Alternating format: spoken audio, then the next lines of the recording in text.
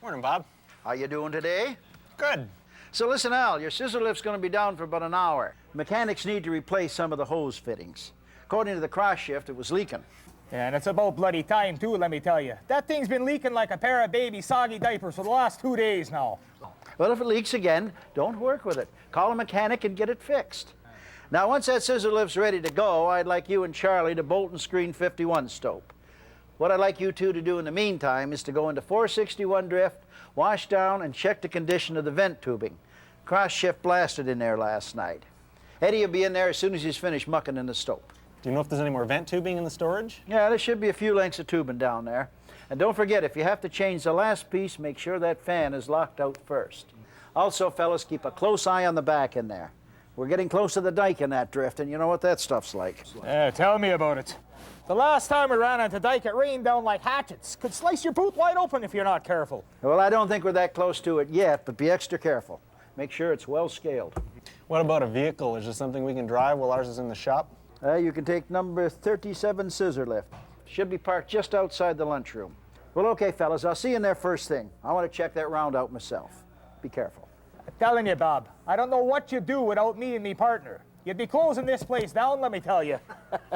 All right, you young pup, let's get going now. We got a keys to catch in 10 minutes. Don't forget to get a new bit on. Right.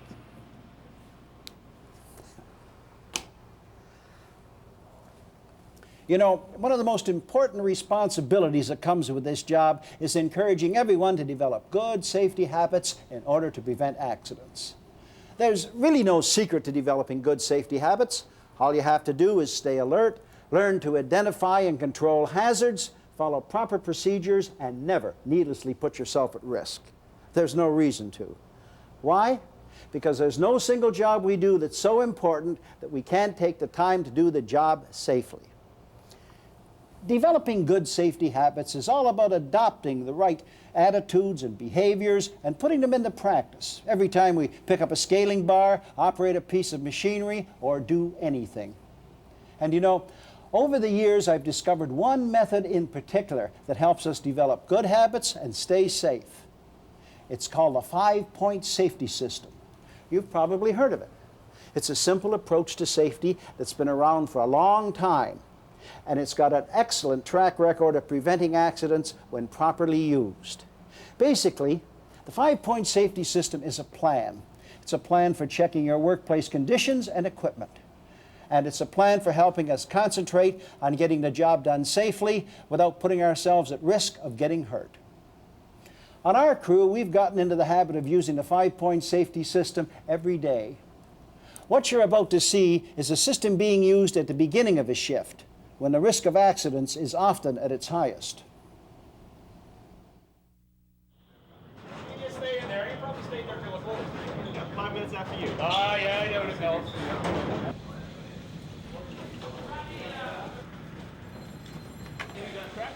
I don't know. Let's get the lead out. We'll find out.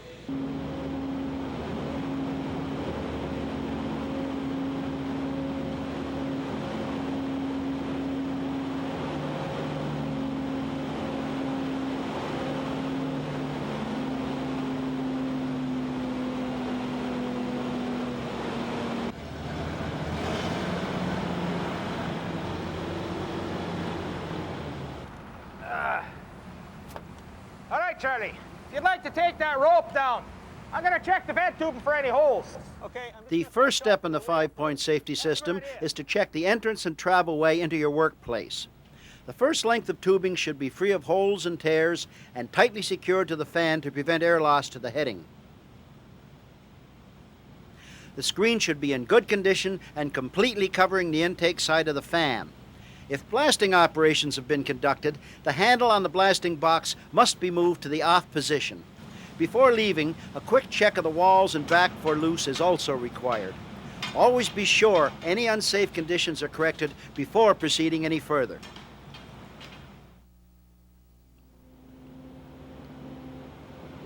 As you proceed along the travelway to your workplace, continue to be on the lookout for loose. If you notice any conditions that have the potential to cause injury or equipment damage, it is your responsibility to correct the problem immediately. That's not only common sense, that's the law. Housekeeping hazards, such as garbage and old materials left lying on the ground, should also be picked up and removed. Poor housekeeping can easily create slip and fall hazards if left unattended. Before entering any area that is the scene of a fresh blast, the lead wire should be disconnected from the central blasting system and the main line shorted out by tying the ends together. This safety practice eliminates any chance of an electrical energy hazard being present in conjunction with explosives. Let's see what kind of mess they made for us today. Oh boy, look at that now. When are these guys ever going to learn, you know? The second step in the 5-point safety system requires us to ask, is the workplace and equipment in good working order? Before any production work can be done, all substandard or unsafe conditions must first be corrected. A quick wash down of the area with a water hose immediately suppresses dust on the muck pile and surrounding back and walls. Remember, the first priority at the scene of the blast is ventilation.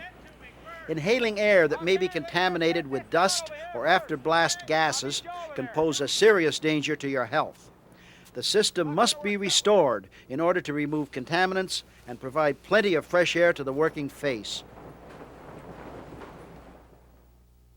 All right, I'm going to turn it off now. To begin with, turn the fan off and isolate the power source. I want to lock this thing out here because Next, some yo-yo fill out a comes tag by and place turns it on. with a personal Well, we're lock gonna come on the into it. operating controls in accordance with your company's hazard control policy.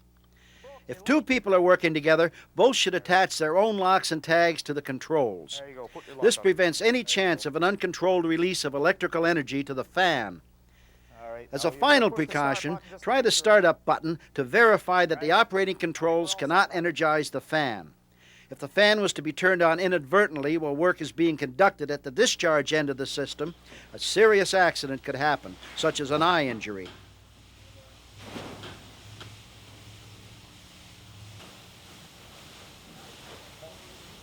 There we go.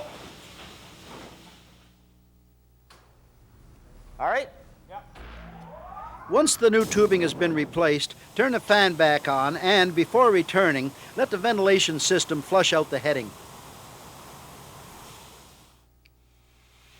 Dust is a major contaminant created by blasting operations.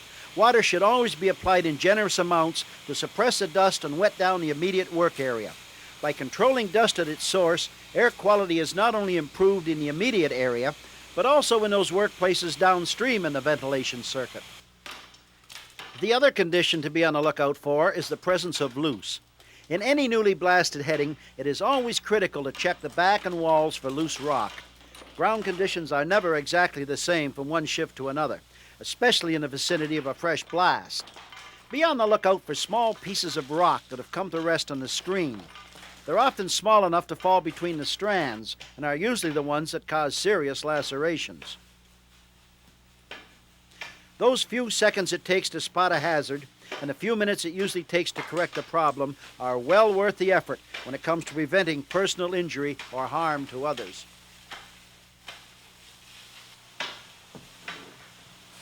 The third step in the 5-point safety system is to ask yourself, am I working properly? And what about my partner? Are we both following proper job procedures and practices? Take scaling, for example, one of the most important jobs we do underground.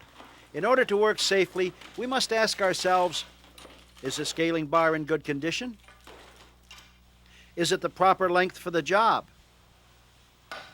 Am I taking a safe stance while I scale? Am I holding the bar properly to the side of my body? Have I established a safe path of retreat in case I have to move backward suddenly? Am I scaling from solid ground towards unchecked ground in a careful manner?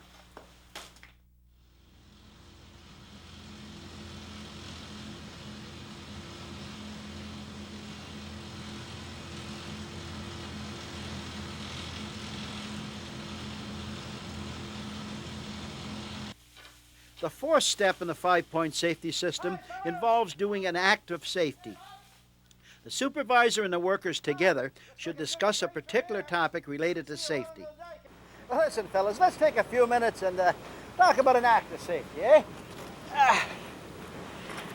Now, today I'd like to talk about the lockout procedure. It's company policy. It's an excellent opportunity to review proper practices and procedures, share experience and know-how, or talk about the problems and concerns of a specific workplace. You know, every time I talk about lockout, I'm reminded of an accident we had here about 7 years ago on one of the conveyor belts. That's what got this whole lockout procedure started. I remember that. That was old Sammy. The act of safety is also a chance for the supervisor to explain exactly why certain practices or procedures are in place, instead of simply demanding that rules be followed. During coffee break, he decided to shut the conveyor down and grease some of the idlers. Well, he had the guard off, and he was doing that when the belt attendant finished his coffee, came out of the lunchroom, and turned the power back onto the conveyor. See, nobody had told him that someone was working in the belt, and there wasn't any lock or tag on the electrical panel. Well, the conveyor starts moving, see? And Sammy's coveralls gets caught in the roller. Pulled his arm right out of his socket. I'll tell you, the angels must have been looking down on them that day, I'll tell you. Because it's a miracle he's still alive. Oh, that's awful. Yeah, it was. And after that accident, the company made a written lockout policy and made sure everyone had access to locks and tags. Now, whenever there's a danger of an energy hazard, we lock it out first before we do any work on it. And there's another thing I'd like to get everybody in the habit of doing. Once that panel's locked out, try the on switch just to double check that it isn't energized while you're working on it. I always do that. I've been around long enough to know what can happen to you when that fan comes back on and you're at the other end. Almost lost an eye once. Yeah, I saw you double checking that on switch. Now I can see why that's so important. And let's not forget, all those locks need a tag with them. Every time we lock out, now company policy says you have to tag out the controls. And that tag has to have your name on it, the date, and the reason for locking out. See, I used to think it was only electricians that had the lockout. No, not anymore. The act of Anybody. safety is clearly one of the most Well, now, important let's get back aspects to of the work. 5-point safety Yeah, system, listen, after you finish especially up for in the here, you can go on up to supervisor. the shop and pick up It's a your reminder and it's a Head on up to motivator 51. to think about safety Oh, at you all probably have to put a few times. rebar in there, too. Have a safe one, fellas. The final step in the 5-point safety system asks us to consider, can and will I be able to continue working safely? In other words, do we have the ability and do we have the desire to continue to follow safe work practices and procedures once the supervisor leaves? Are we sufficiently knowledgeable and skilled to get the job done safely? Did we understand our job instructions clearly? And will our equipment and materials continue to be in good working order through to the end of the shift? It requires making a commitment to stay alert, keep on our toes, and not take unnecessary risks.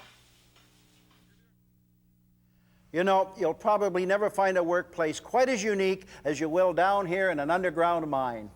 It's dark, it's confined, there's a lot of heavy equipment being driven around on narrow roadways, and it's always subject to changing ground and ventilation conditions.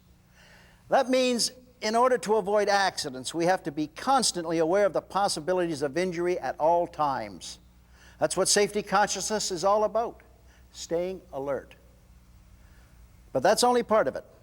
Developing good safety habits takes the right mixture of knowledge, skills, and motivation. That's why using the 5-point safety system every day helps us put that all together. It's all about using common sense and not taking unnecessary risks. It's a system that forces you to ask yourself, what's the safest way for me to get this job done without getting hurt? Ask yourself that question every day, and I guarantee you'll get home to your family at the end of the shift in one piece, unharmed. Think about it. Is there really anything more important?